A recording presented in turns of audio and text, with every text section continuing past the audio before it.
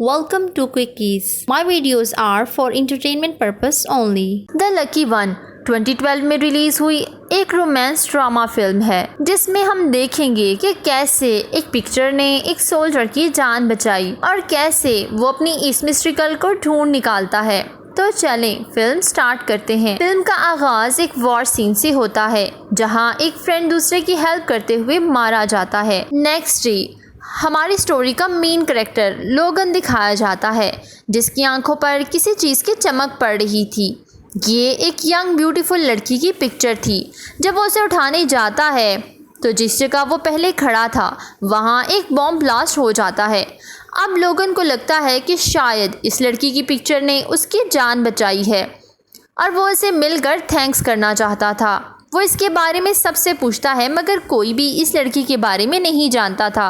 अब उसे पता चलता है कि उसके डिस्को लीग की डेथ हो गई थी।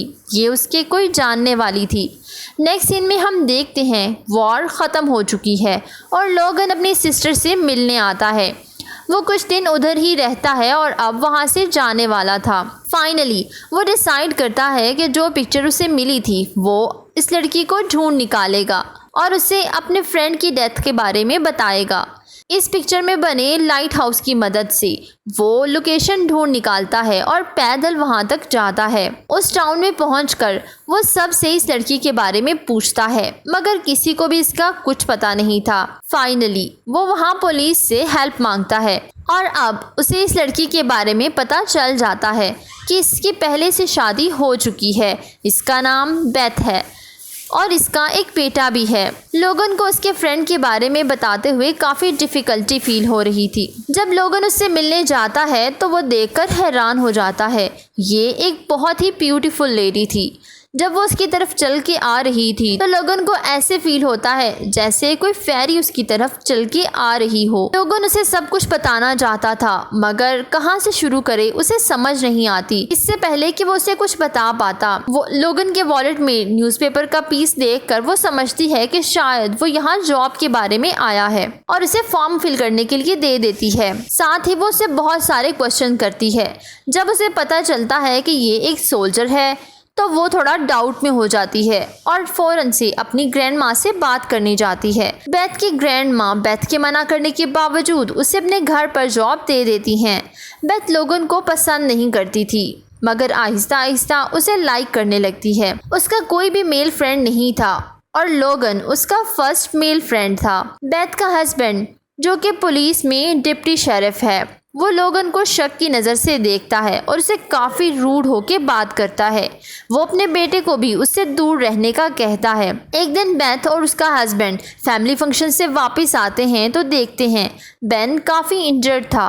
दोनों में काफ़ी बहस हो जाती है और दोनों में लड़ाई काफ़ी हद तक बढ़ जाती है जिस दौरान उसका हस्बैंड बेटे की कस्टडी लेने का कहता है। ये सुनकर बेथ काफ़ी सैड हो जाती है कि कहीं वो उसका बेटा ना ले ले। अब दिखाया जाता है कि बेथ के भाई की डेथ एनिवर्सरी होती है। वो बहुत ज़्यादा परेशान हो जाती है और चीज़ों को तोड़ने लगती है। लोगन ये सब देख लेता है और आके उसे हौसला देता है। अब बेथ और लोगन का रिलेशन काफ़ी स्ट्रॉन्ग हो जाता है और वो लोगन पर ट्रस्ट करने लगती है। नेक्स्ट सीन में बेथ का हस्बैंड उसे लोगन से दूर रहने को कहता है मगर वो उसे मना कर देती है। तुम्हें मेरे मसलों में इंटरफेयर करने की ज़रूरत नहीं। बेथ का हस्बैंड लोगन के बारे में इंफॉर्मेशन लेता है तो उसे पता चलता है कि वो बेथ की फ़ोटो लेकर इस टाउन में आया था। अब वो ये सारी बातें जाकर बेथ को बता देता है और उसे बताता है कि लोगन तुम्हें धोखा दे रहा है। बेथ को लोगन के बारे में पता चल जाता है कि वो वॉर में मरने वाले आदमी का बताने आया था। वो आदमी जिसकी डेथ हुई थी वो बेथ का भाई था। लेकिन अब बेथ लोगन से काफ़ी गुस्सा हो जाती है और उससे बात नहीं करती कि उसने धोखा दिया है। बेथ की ग्रैंड माँ उसे समझाती हैं कि इसमें लोगन का कोई कसूर नहीं। अगर वो वॉर में बच गया है तो लोगन एक अच्छा आदमी है, तुम्हें इसके बारे में सोचना चाहिए। बेथ का हस्बैंड लोगन पे नज़र रखे हुए था।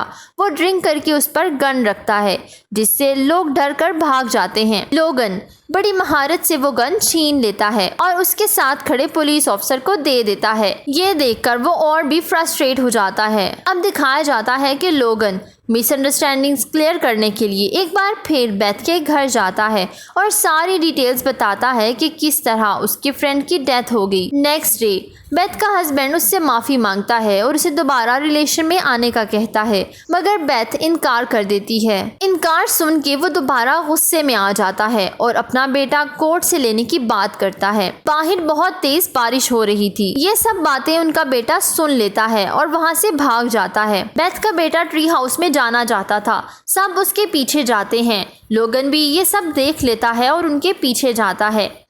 ट्री हाउस में जाते हुए एक ब्रिज बना हुआ था जो कि एक रस्सी की मदद से दोनों एंड्स को मिलाता था। तेज बारिश और बहाव तेज होने की वजह से वो ब्रिज टूट जाता है और बेथ का बेटा गिर जाता है। उसका हस्बैंड आके अपने बेटे को बचाना चाहता था, मगर वो बचा नहीं पाता। इतने में लोगन उसके बेटे को बचा लेता है और फौरन से उसे लाकर बेथ को दे देता है। इतने में वो ट्री हाउस टूटकर बेथ के हस्बैंड पर गिर जाता है और यूं उसकी डेथ हो जाती है। नेक्स्ट सीन्स में हम लोगन और बेथ को इकट्ठे देखते हैं। वो लोगन का थैंक्स करती है, जहां लोगन उसे बताता है कि तुम्हारे भाई की डेथ भी वॉर में अपने फ्रेंड को बचाते हुए हुई थी।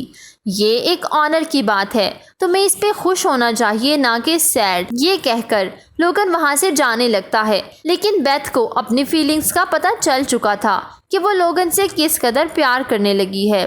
वो लोगन को रोकने उसके पीछे भागती है।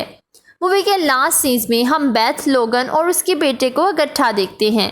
ये लोग बेन की बर्थडे सेलिब्रेट कर रहे थे और तीनों बहुत ज़्यादा खुश होते हैं। इस मोमेंट पे हमारी मूवी की हैप्पी एंडिंग हो जाती है। Please don't forget to subscribe, follow my social handles. Thank you for watching.